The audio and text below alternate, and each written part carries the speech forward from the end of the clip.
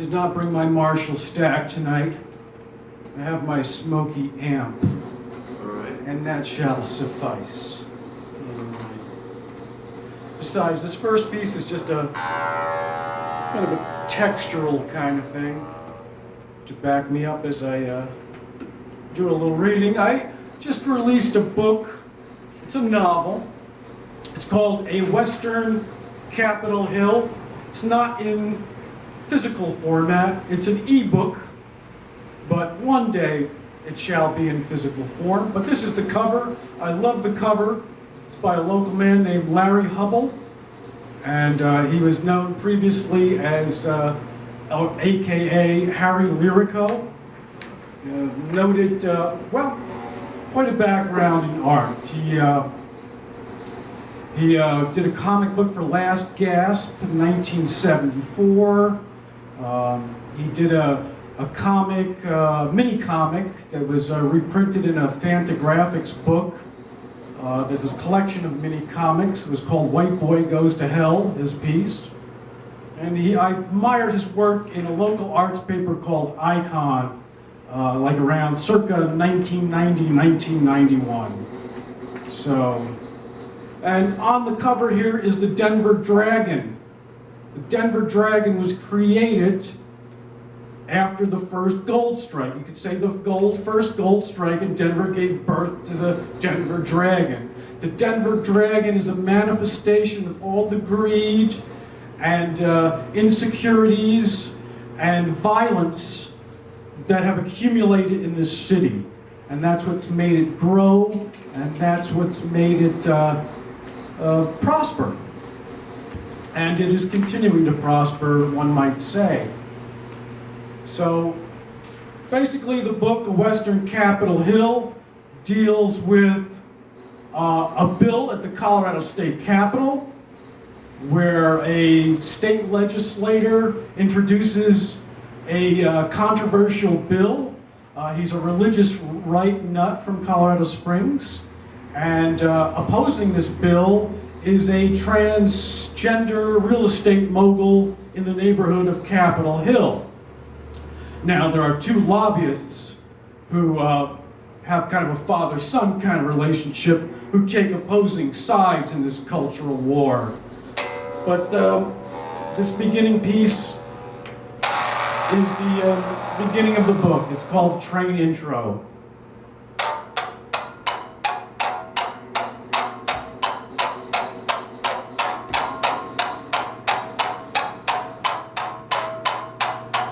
On Capitol Hill, you can hear the trains.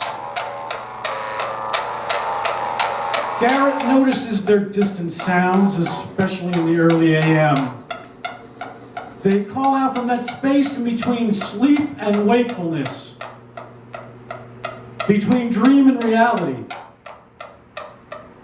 between bittersweet pre-work freedom and the need for the info worker to prepare by grinding the beans, dripping the espresso, and showering the drip for the office grind.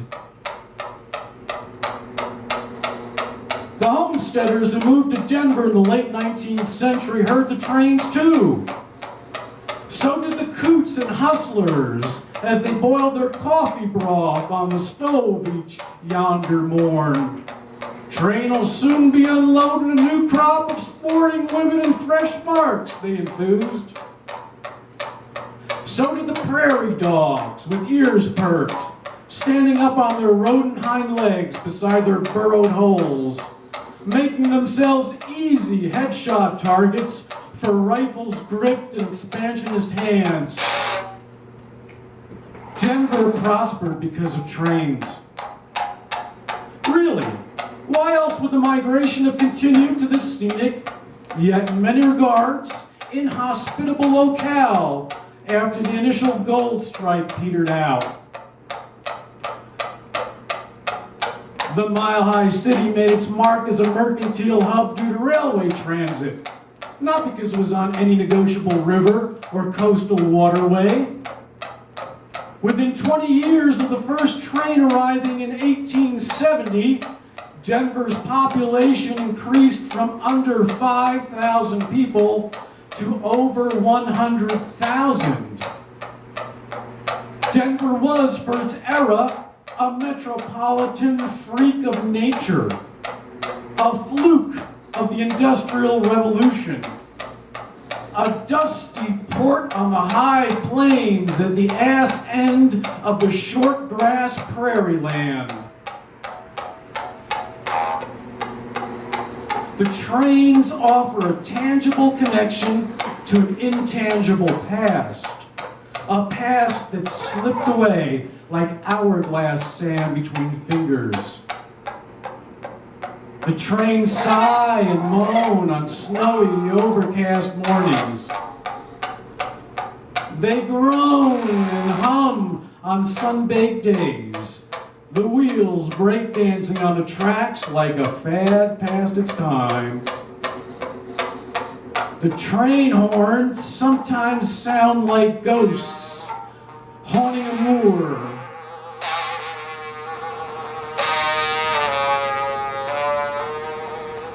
From time to time, the trains provide atmospherics like the soundtrack within a spaghetti western movie.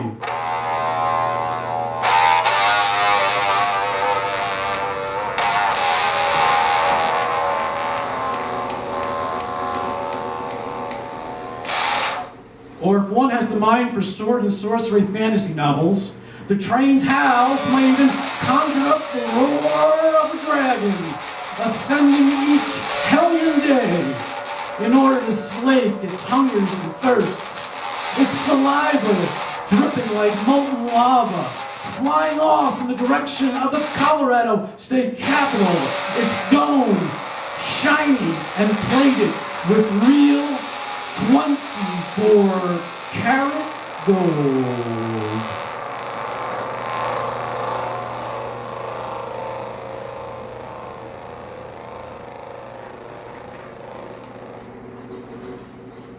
This is an excerpt from a chapter called Lobbying for Dollars. Now, you may be an ordinary Coloradan who's just scraping by. Or you might just happen to be a multinational corporation with billions in assets. Either way, when issues come up that could impact you, and in particular your livelihood, you're sure as hell gonna want your opinion heard by your elected officials in this most representative of representative governments. If you can afford it, you hire a lobbyist to plead your case before the state legislature. Who doesn't need a lobbyist these days? School districts hire them. So do towns, cities, and counties. The agricultural industry, pharmaceutical companies, oil and natural gas businesses, breweries, insurance companies, associations of retired, colored, or diseased people, and their doctors, even lawyers who provide lobbying services need to hire lobbyists. The Speaker of the House speaks with a forked tongue, says tribal leader Ira Redfeather. Yeah, Ira, but we've got enough votes secured for the gambling expansion bill to pass, Smitey reassures him. There's not a damn thing Representative O'Grady can do at this point to derail all our hard work. Assuredly, Indian chiefs need lobbyists too. All right then. Now we're going to switch to a song.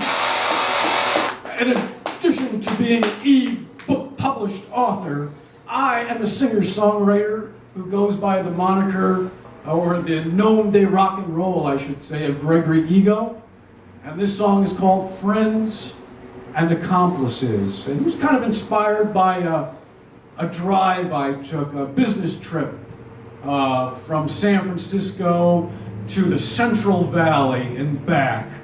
And things I heard and just feelings I felt, kind of creepy, going around there. You might recall the Zodiac Killer was out in that area. Whoever he or they might have been. Friends and accomplices.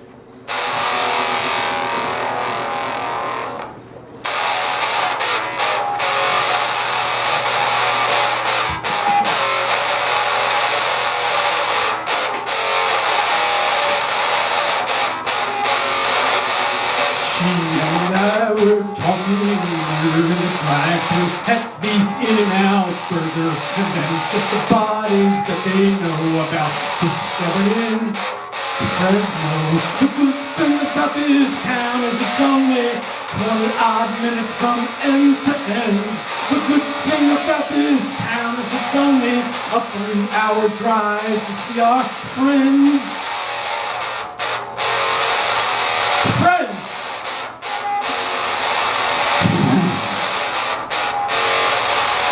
Accomplices. She said that voyeurism's just a flip side of sadism, and we've got a flipped out fetish like this, so she will fuck the SS. The good thing about this town is it's only 20-odd minutes from end to end. The good thing about this town is it's only a 3-hour drive to see our friends.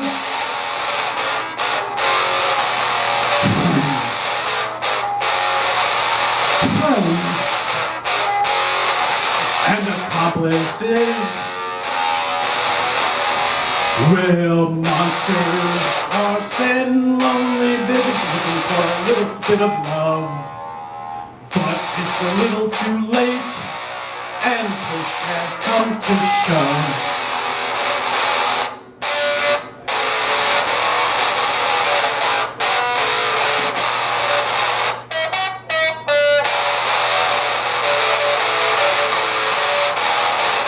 It makes a good story. You can read it in between the lines in a Sunday newspaper like the LA Times. The good thing about this town is it's only 20-odd minutes from end to end.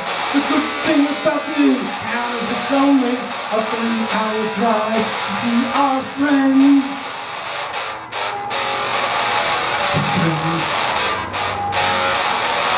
Friends and accomplices. She and I were talking murder in the drive-thru at the In-N-Out Burger, and them's just the bodies that they know about discovered in Fresno.